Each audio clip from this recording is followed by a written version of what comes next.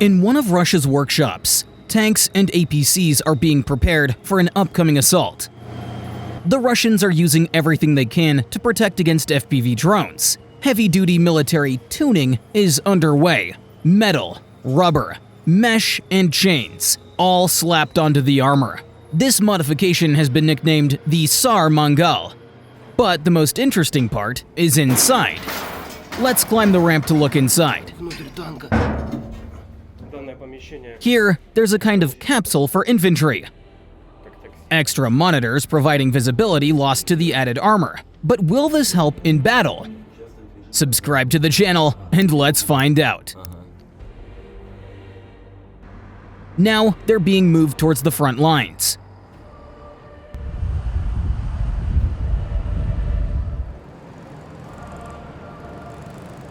Russian artillery carries out preparation. Снаряд, огонь!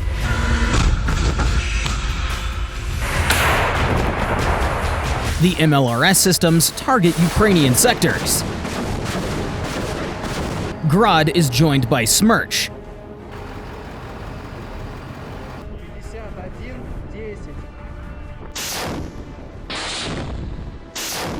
Even some tanks fire indirectly from cover. The tanks head into battle.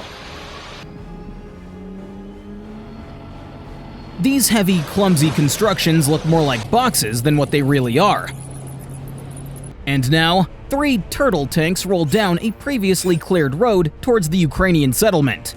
The Ukrainians are not waiting for them to get close. They ready and launch drones.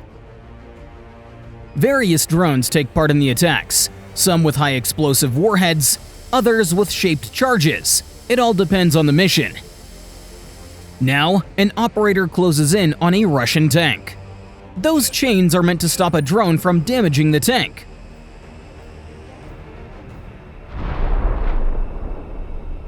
Strike after strike knocks off the added armor. The operator notices the engine compartment is now exposed and attacks the tank in this vulnerable spot. At the same time, a second tank is hit. The column has stopped. Now, Ukrainian FPV drone operators will not let them escape.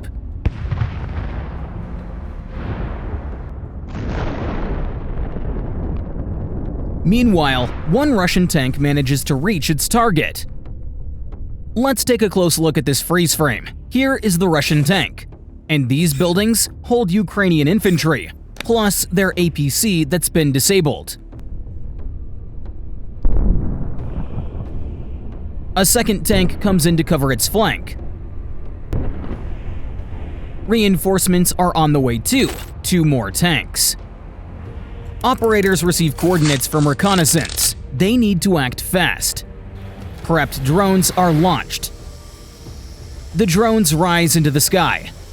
From the Russian command post comes urgent news. They need to retreat immediately. They have to pull off a tricky maneuver to get away. But the first drone is already hovering over its target. Will the tanks manage to withdraw? With each strike, the tank's armor weakens and damage builds up. One of the tanks is already smoking. Now it's stopped. Only 1 target remains. After this strike, the tank has been halted. Ukrainian operators destroy it.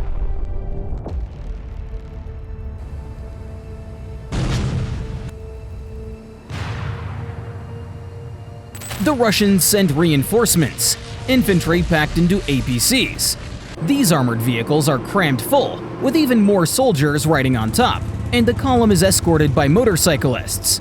By the way, here you can see the difference in how troops are delivered to the front. The Russians are stuffed into their APCs like sardines, with the extras riding on top. Meanwhile, the Western approach is different. The infantry is loaded into Bradleys, M113s, and other APCs, moving to the point under armored protection.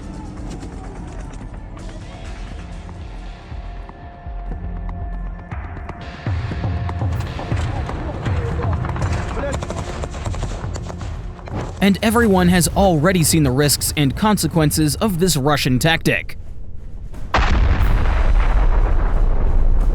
It only takes one drone strike to make sure those riding on top of an APC never reach their destination. If you think this is madness, hit that like button. Let's see how many agree. Luck is on Ukraine's side. They catch the Russians during a halt.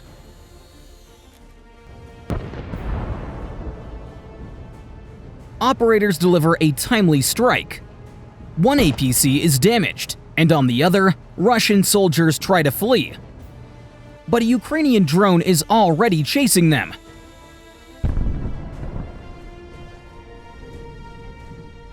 At the same time, drones finish off the first APC.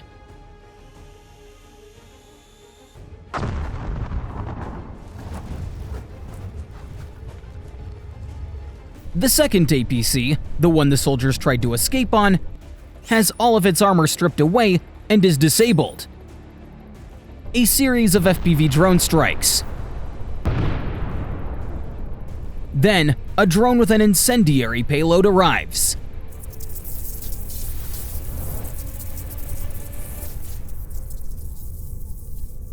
And sets it on fire.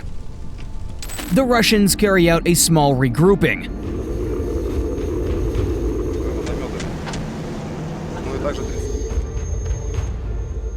Their generals have clear orders. Failure is not an option, and could mean a death sentence. So another wave of Russian soldiers is thrown into the attack. 2 APCs are sent into battle. A drone dives into the second, a direct hit. The first APC pushes ahead and hits mines. The battlefield is filled with smoke, damage unclear, but moments later, one of the APCs bursts into flames. Now, it's the second APC's turn. It's a direct hit. Another strike. The APC is destroyed. But while the Ukrainians were distracted by the APCs, several tanks managed to slip into the settlement. A dozen drones take to the sky to deliver a fast, stopping blow. The drones attack a tank. It stops. Immediately, the operator guides a drone towards an APC.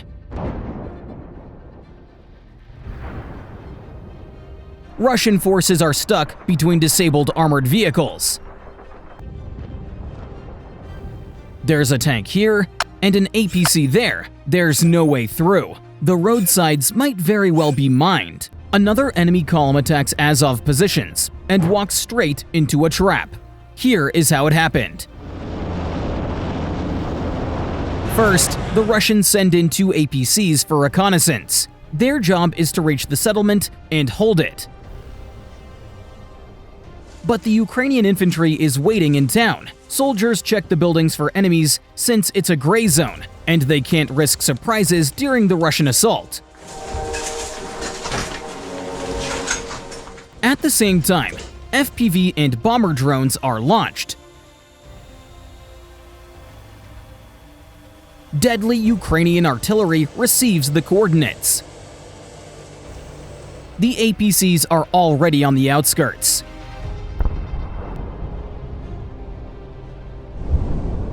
The drones attack. The artillery opens fire.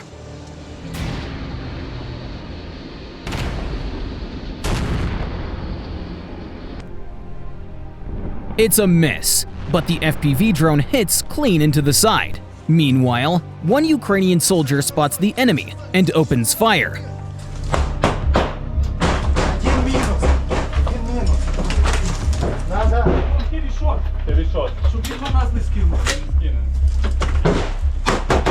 The first APC bursts into flames after a precise artillery hit. The second one manages to reach the settlement and dismount infantry, but it can't get away because of these mines. A drone attacks the Russian infantry.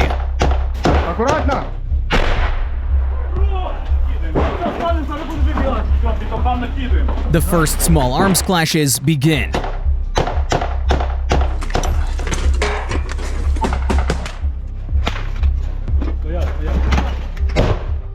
Soldiers call for support, and a tank moves out towards them.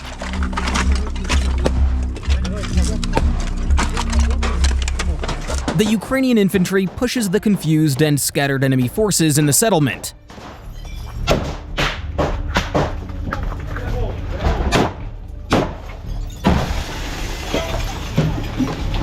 The Ukrainian tank is already halfway to town. Enemy troops are trapped in a building.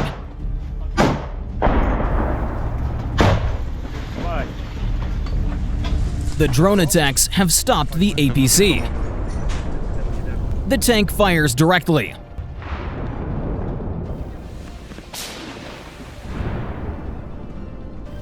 The APC is destroyed. Ukrainian soldiers finish off the enemy infantry. Enemy troops are disoriented and expose themselves to fire.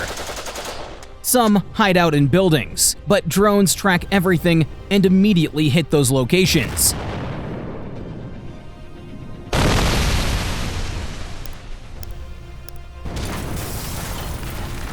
This enemy group has been completely crushed, but the rest don't even know it yet. Bukhanka vans arrive to help the Russians. The first one has makeshift armor, while the second has an open bed with no protection. A Ukrainian drone almost reaches its target, but exploding nearby does not stop the vehicle. The second strike hits the first van's armor.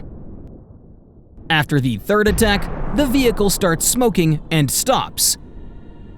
Only one target remains, a cargo van with infantry and no armor. Every Ukrainian drone strike inflicts massive damage.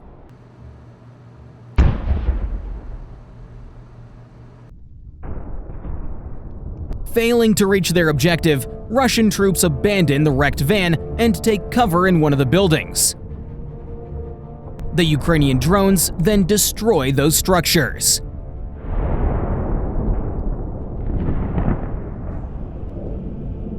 Two civilian cars were following the vans, but it ended quickly for them after the first FPV strike. The assault continued the next day. By this point, the Ukrainians already knew the Russians' plans. The first frontal attack causes a loss of control. Then, an APC hits a mine and explodes.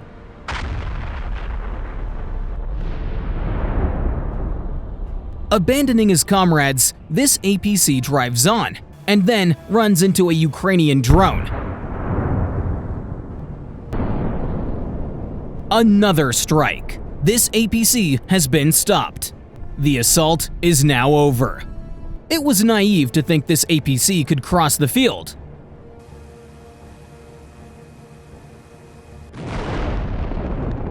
A second drone hits right into its side. And the third strike finishes it off.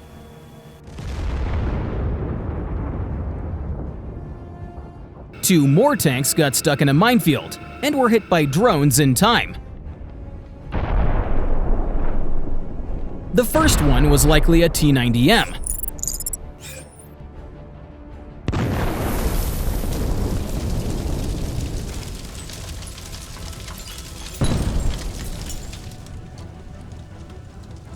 Both were burned completely to the ground.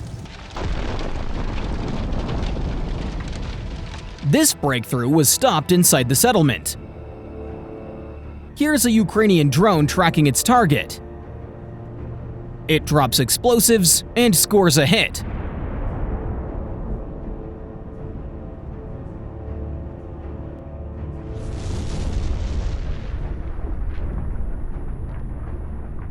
A piece of armor thrown by the blast almost knocks it out of the sky.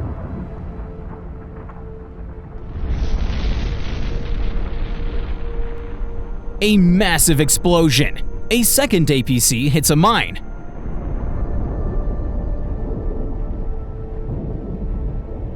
A strike drone with incredible precision hits the tank as well.